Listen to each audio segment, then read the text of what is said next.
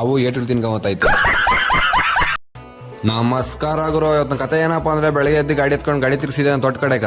ಹಂಗೆ ಸೂರ್ಯದೇವ್ರು ಬಂತು ಅಂತ ಹೇಳ್ಬಿಟ್ಟು ಹಂಗೆ ಒಂದು ನಮಸ್ಕಾರ ಹಾಕೊಂಡು ಹಂಗೆ ಡ್ಯೂಟಿಗೆ ಜಾಯ್ನ್ ಆಗಿದೆ. ನಾನು ತೋಟದಲ್ಲಿ ಬಂದು ಕಸ ಕೂಡ ಎತ್ತಬೇಕಾಗಿತ್ತು. ಅವಕ್ಕೋಸಲ್ ಕಳೆ ಕೂಡ ಹೊಡೆದಿದ್ರು. ನೀವು ಕೂಡ ಅಬ್ಸರ್ವ್ ಮಾಡೋದು. ಹಂಗೆ ಎಲ್ಲ ಚೀಲಲ್ಲಿ ತುಂಬಿ ಎತ್ಕೊಂಡಾಗ ಅದು ಕೂಡ ಆಚೆ ಕೂಡ ಹಾಕ್ದೆ. ನೀವು ಕೂಡ ಅಬ್ಸರ್ವ್ ಮಾಡ್ಬೋದು. ಹಂಗೆ ಟೀಮ್ ಆಯ್ತು ಅಂತ ಹೇಳ್ಬಿಟ್ಟು ಹಂಗೆ ಆಳುಗಳು ಊಟ ಕೂಡ ಎತ್ಕೊಂಬಾರ ಅಂತ ಹೇಳ್ಬಿಟ್ಟು ಹಂಗೆ ಸೀದಾ ಮನೆ ಹತ್ರ ಬರೋ ಹೊತ್ನಾಗ ಯಾರೋ ಅವು ಕೂಡ ಹೊಡೆದು ಬಿಟ್ಟಿದ್ರು ಅರ್ಧಂಬರ್ಧ.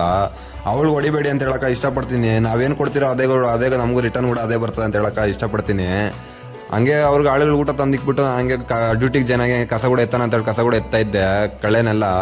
ನೀವು ಕೂಡ ನೋಡ್ಬೋದು ಎತ್ತಿರೋ ಬೈಲಿ ಈ ತರ ಐತೆ ಅರ್ಧ ಎಕರೆ. ಅದನ್ನೆಲ್ಲ ಎತ್ತು ಮುಗಿಸೋದ್ರೊಳಗೆ ಸಂಜೆ ಕೂಡ ಆಗೋಯ್ತು. ಹಂಗೆ ನಾನು ಸೀದಾ ಮನೆ ಹತ್ರ ಬಂದು ಸ್ನಾನ ಮಾಡ್ಕೊಂಡು ರೆಡಿಯಾಗಿ ನಾನು ಹಂಗೆ ಹೊಸಕೋಟೆ ಕಡೆ ಹೋಗೋಣ ಅಂತೇಳಿ ನಮ್ಮ ಹುಡುಗರೆಲ್ಲ ನಾವೆಲ್ಲ ಹೋಗಿದ್ರಿ ಹೊಸಕೋಟೆ ಕಡೆಗ.